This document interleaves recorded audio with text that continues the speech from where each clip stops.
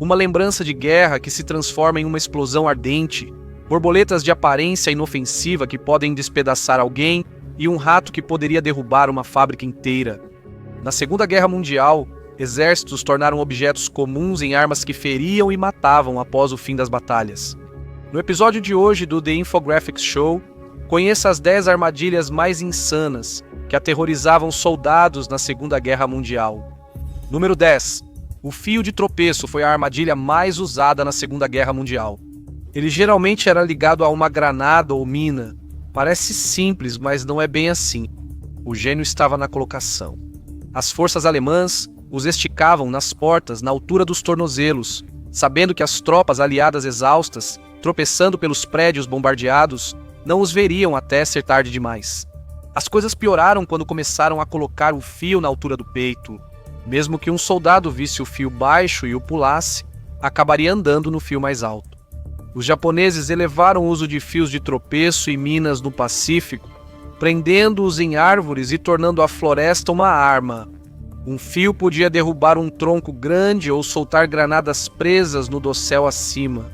Os fuzileiros navais aprenderam rapidamente que, se a selva parecia limpa demais, limpa de forma antinatural, era exatamente ali que você não queria passar. Em 1943, manuais de treinamento dos aliados já incluíam seções sobre detecção de fios de tropeço. Os soldados eram treinados a andar devagar, buscar vegetação alterada e checar o brilho de fios.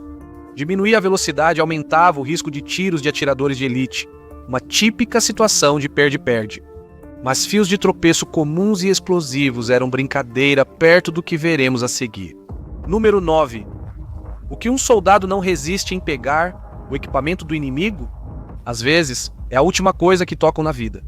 Os alemães sabiam e usaram isso como arma eficaz na guerra. Seus Sprengfallen e Meinenfallen transformaram a curiosidade em carnificina. Capacetes, rifles e até barras de chocolate se tornaram veículos de entrega para instrumentos inesperados de morte. Soldados aliados que entravam em vilarejos europeus libertados caíam em armadilhas mortais. Claro, os nazistas tinham ido embora, mas sua presença permanecia da forma mais perigosa possível. Aquele capacete jogado na terra, preso a uma bomba. Aquela espingarda encostada na parede, presa a uma bomba. A maçaneta da casa de fazenda recém-abandonada certamente escondia uma bomba. Até mesmo o abajur ao lado poderia significar um fim prematuro. O gênio da Alemanha estava em prever o comportamento humano. Enquanto recuava, a Wehrmacht espalhava explosivos pela Europa. Deixavam binóculos nas mesas, mapas abertos e caixas de munição com granadas parcialmente puxadas. No norte da África, o Afrika Korps fez disso um jogo, deixando caixas de munição abandonadas. Ao abrir a tampa, o soldado aliado soltava os pinos e tinha poucos segundos para perceber o erro. Um truque usava uma foto emoldurada deixada torta na parede de uma casa capturada. Os alemães raciocinaram que apenas um oficial se daria ao trabalho de endireitá-la. Ao fazer isso, o detonador oculto atrás da moldura causaria um clarão e uma explosão. Às vezes, engenheiros eram alvo das armadilhas. Uma mina terrestre podia ter uma segunda carga oculta para matar quem tentasse desarmá-la. Até mesmo explosivos, não detonados ou granadas, morteiros ou bombas dos aliados que não explodiram, eram reciclados em dispositivos de retardo, prontos para punir quem procurasse lembranças ou peças de reposição. Porém, as invenções mais cruéis exploravam conforto ou sobrevivência. Isso incluía estoques de comida e água, ligados a explosivos, cobertores, utensílios, até barras de sabão equipadas com detonadores. As armadilhas com isca funcionaram. As tropas aliadas desconfiavam de tudo: equipamentos, casas seguras e até cadáveres podiam ser armadilhas. O dano físico já era ruim, mas o psicológico era ainda pior. Após a guerra, os homens passaram a temer sua curiosidade. Se acha isso cruel, espere ouvir o que faziam com soldados feridos. Número 8. Essa aqui é pura maldade e basicamente violou todas as regras de guerra que existiam na época. Às vezes, as forças alemãs armavam soldados mortos como armadilhas explosivas. É algo sombrio. Nas densas florestas de Hürtgen, soldados alemães elevaram a crueldade usando homens feridos como armadilhas. A ideia era simples e monstruosa: Gritos de um ferido atrairiam médicos ou socorristas. No instante em que tentassem movê-lo, uma carga escondida detonaria. O soldado William H. Edwards, da 4ª Divisão de Infantaria dos Estados Unidos da América, foi cobaia desse experimento horrível após uma patrulha noturna mal sucedida na floresta. Ele pisou em uma mina que arrancou seu pé direito, mas de alguma forma sobreviveu à explosão, ficando indefeso e exposto perto das linhas alemãs. Ao amanhecer, ele gritou por socorro, atraindo 2 médicos americanos para sua posição, junto com um grupo de soldados alemães hostis nas proximidades. Médicos foram alvo de tiros e recuaram. Mais tarde, 3 alemães se aproximaram do americano ferido. A princípio, Edwards esperava por misericórdia. Em vez disso, eles vasculharam seus bolsos, roubaram sua jaqueta e cigarros e começaram a colocar explosivos sob suas costas. Ao terminarem, ele virou o centro de uma armadilha humana, um movimento. Qualquer resgate faria com que levasse seus salvadores junto. Edwards ficou quase 3 dias preso, com balas destruindo as árvores e artilharia explodindo perto.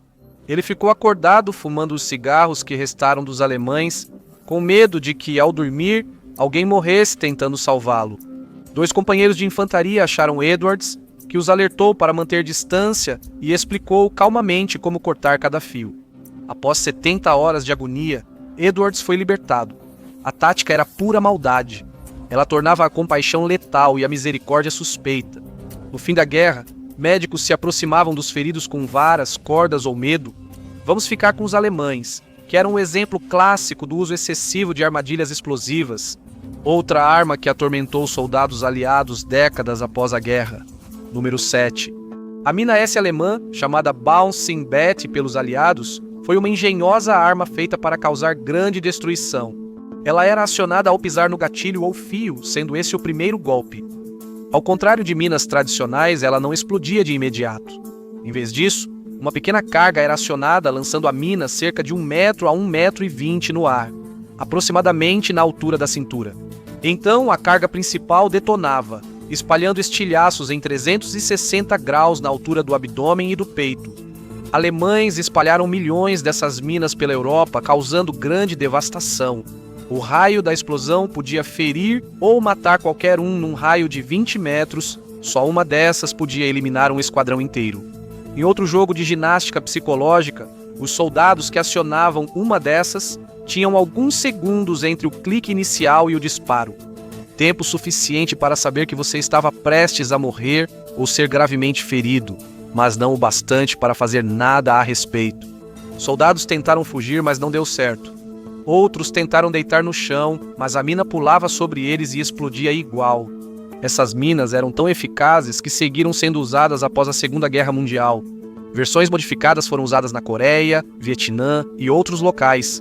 Minas S não detonadas ainda são achadas em obras na Europa e precisam de descarte cuidadoso por equipes especializadas. As forças aliadas acabaram usando rolos de minas para reduzir o perigo delas. Tambores gigantes eram empurrados pelos tanques para explodir minas de pressão. No combate de infantaria não havia solução eficaz para a Bouncing Betty número 6. Em 1944, a guerra de minas alemã deixou de ser algo apenas rudimentar. Eram projéteis metálicos lançados em buracos na terra e começou a parecer algo que você veria em um laboratório de armas ultra-secreto. As antigas minas Teller ainda eram onipresentes e brutais, mas os nazistas elevaram o nível com um tipo diferente de engenharia alemã. Apresento a mina TOPF. À primeira vista, parecia uma mina explosiva comum, plana e circular. De perto, era bem mais sinistro e sofisticado. Construída de madeira comprimida, polpa, papelão, piche e, às vezes, um tampão de vidro. A mina superior era um dispositivo metálico mínimo, projetado especificamente para enganar os detectores de metal dos aliados. Frequentemente, o detonador era o único metal no aparelho. Para ajudar suas próprias tropas a localizar os campos minados, os engenheiros alemães revestiam algumas das minas com uma tinta preta áspera chamada Tarnsand. Detectores aliados tinham dificuldade, mas os alemães não tinham problemas para captar o sinal. Tarnsand era um pouco radioativo e tinha um contador Geiger rudimentar como detector. O resultado foi uma mina que se escondia das ferramentas do inimigo, mas não das de seus criadores. Engenheiros alemães também promoveram atacar blindados por baixo. Eles criaram a Panzerstabmine 43, basicamente um lançador de foguetes enterrado disfarçado de mina. Ela parecia uma pequena haste brotando do chão. Quando um tanque passava por cima dela, a haste se dobrava para o lado, acionando uma carga de pólvora que lançava uma ogiva de Panzerfaust diretamente na barriga do tanque. A mina fazia a carga oca de 5 polegadas perfurar facilmente uma camada de 4 polegadas de blindagem, algo que um soldado comum jamais conseguiria alcançar. Nem mesmo os tanques pesados conseguiam resistir a isso. Seu gêmeo maligno, Osprey 4672, tinha um truque ainda mais cruel. Essa mina, igual a Bouncing Betty, saltava antes de explodir. Uma carga enterrada lançava a ogiva para cima antes da detonação, atingindo a parte inferior vulnerável e fina do tanque, em vez de suas esteiras e roletes. Eram engenhosos, assustadores e avançados, mas como outras Wunderwaffen alemãs, essas inovações vieram tarde demais. A Alemanha em colapso, fábricas arruinadas e ogivas servindo como Panzerfausts para a infantaria desesperada. Foram produzidas cerca de 59 mil dessas minas-foguete até 1945, quando a produção foi interrompida.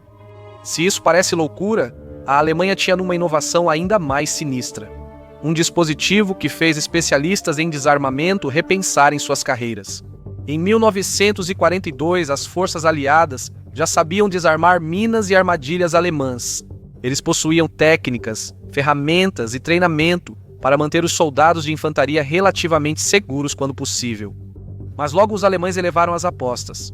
Eles criaram dispositivos anti-remoção, tornando minas comuns de perigos passivos em armadilhas letais, prontos para eliminar qualquer engenheiro que pensasse em simplesmente tirar uma do chão.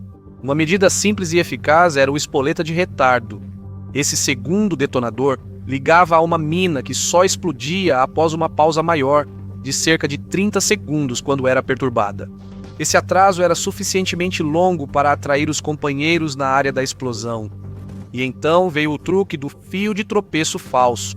Imagine um fio de tropeço falso esticado no chão. Óbvio, não é? Você corta, confiante de que neutralizou a armadilha. Mas, debaixo da terra, um segundo fio escondido conecta aquela mina a uma estaca. Se mover a estaca, mesmo um pouco, o fio oculto puxa como um estopim. Fim de jogo. A Bouncing Betty recebeu atualização. Alemães conectaram cargas extras, então, ao levantar uma mina, outra escondida podia explodir. Algumas versões até tinham estacas de madeira com pequenos explosivos conectados. Basicamente, era um esquema de explodir se você respirasse perto. E ainda tinha o sistema de liberação por pressão. A mina literalmente ficava em cima de uma haste com mola. O peso dela mantinha o percussor travado. Se você levantasse, a haste subia, liberava o percussor e bum! Era como detonar uma granada tirando o próprio pino de segurança. Essas armadilhas transformavam a remoção de minas em puro pesadelo. Os engenheiros tiveram que inventar novas táticas com cordas, polias e até mesmo às vezes usando outros explosivos para detonar minas à distância. Número 4. Tecnicamente, as tocas de aranha em si não eram armadilhas, eram posições de combate camufladas. Mas o que os japoneses fizeram certamente se qualifica. No Teatro do Pacífico, forças japonesas cavavam túneis e tocas de aranha para abrigar soldados. Essas tocas eram quase invisíveis, cobertas pela vegetação e situadas em locais inesperados, até mesmo no meio de trilhas. Essa tática japonesa era esperar nas tocas, até as forças aliadas passarem por cima ou perto. Em vez de atirar e revelar a posição, preparavam granadas com espoletas modificadas e as lançavam nas tropas antes de sumirem no subsolo. Alguns montavam armadilhas na entrada das tocas para explodir granadas, caso os fuzileiros tentassem invadi-las. Em Iwo Jima encontraram mais de 18 quilômetros de túneis, muitos com armadilhas. Os fuzileiros criaram um protocolo rigoroso para eliminar esses covis de morte. Eles despejavam gasolina ou cargas explosivas em qualquer buraco que encontrassem e detonavam primeiro. Nunca faziam perguntas. O impacto psicológico da guerra de túneis era implacável, planejado pelos japoneses. Os soldados americanos não confiavam no chão sob seus pés nem nas áreas já limpas. Os japoneses queriam forçar os americanos a lutar em seus termos, esperando desgastar o moral dos aliados. A estratégia teve efeito contrário. Mesmo após as ilhas serem consideradas seguras, tocas de aranha eram achadas meses depois, algumas ainda com soldados japoneses que não sabiam do fim da guerra. Recorrer à guerra de túneis convenceu muitos estrategistas aliados de que o Japão nunca aceitaria a derrota. Truman preferiu lançar bombas atômicas a enfrentar táticas desesperadas em uma invasão ao Japão. Terceiro, retomamos nossa programação alemã com outra entrada cruel. Imagine uma pequena lata de metal que se abre como uma borboleta ao cair do céu e depois se camufla à vista de todos. Esse era o Sprengbomb Dick-One-Dig, 2 Butterfly, uma submunição alemã lançada em grupos, que foi projetada especificamente para ferir, mas também para aterrorizar e armar armadilhas em bairros inteiros dos aliados. Quando o container do Sprengbomb Dick-One-Dig 2 abria, dezenas de cilindros de 44 libras giravam e abriam suas asas de mola. Esse movimento girava um eixo armando o fusível interno no ar após algumas voltas. Quando a submunição atingia o chão, ela já era uma pequena granada totalmente ativa e altamente sensível. Pequena, barata para produzir em massa e absolutamente letal. Cada uma explodia em centenas de fragmentos afiados, letais em 10 metros e perigosos além disso. As bombas borboleta eram armadilhas quase perfeitas pela variedade e imprevisibilidade. Cada submunição podia ter fusível que detonava no impacto ou segundos após ser armada. Um temporizador mecânico que esperava minutos antes de matar, ou um fusível anti-manuseio que fazia qualquer tentativa de remoção virar sentença de morte. A Luftwaffe misturava tipos de fusíveis no mesmo grupo deliberadamente. Após um bombardeio, ninguém sabia se uma bomba não detonada era armadilha com atraso ou feita para a equipe de resgate. Essa mistura mortal atingiu 2 objetivos: causou vítimas e paralisou o atendimento. Uma submunição de borboleta não detonada indicava a presença de outras, fazendo famílias e equipes passarem horas ou dias evacuando, isolando a área e aguardando apreensivas novas explosões. As bombas deixaram rastro de perigo. Elas causaram mortes de civis em lugares como Ipswich, Grimsby e Cleethorpes durante os bombardeios sobre a Grã-Bretanha em 1943. Submunições não detonadas continuaram a matar pessoas anos depois. A próxima entrada é muito ligada à guerra na selva no Vietnã, mas também foi usada no Teatro do Pacífico na Segunda Guerra Mundial. Número 2. Para uma armadilha primitiva e muito eficaz, conheça o Poço Punji. É uma armadilha simples de montar. As tropas cavavam um buraco raso, forre-o com estacas afiadas, bambu, madeira, até mesmo metal afiado, e depois camufle o topo com folhagem ou uma esteira fina e espere. Quando um soldado cai nas estacas, elas rasgam a carne, quebram ossos e tornam o ferimento um pesadelo. Para combater, defensores japoneses usaram armadilhas Punji em todo o Pacífico, como Birmânia, Bataan e outras ilhas. Baratas, silenciosas e brutais, o pior delas era o que vinha após o ferimento inicial. As estacas, cobertas por fezes ou contaminantes, quase sempre causavam septicemia e gangrena. Ferimentos pequenos logo ameaçavam o membro, enquanto médicos na selva tentavam evitar infecções. As defesas de Punji eram frequentemente integradas com fios de disparo ao longo das prováveis rotas de aproximação ou colocadas em pontos de estrangulamento estreitos, fazendo com que os esquadrões fossem direcionados para elas. Algumas covas eram camas rasas de pregos feitas para mutilar ou retardar, não matar de imediato.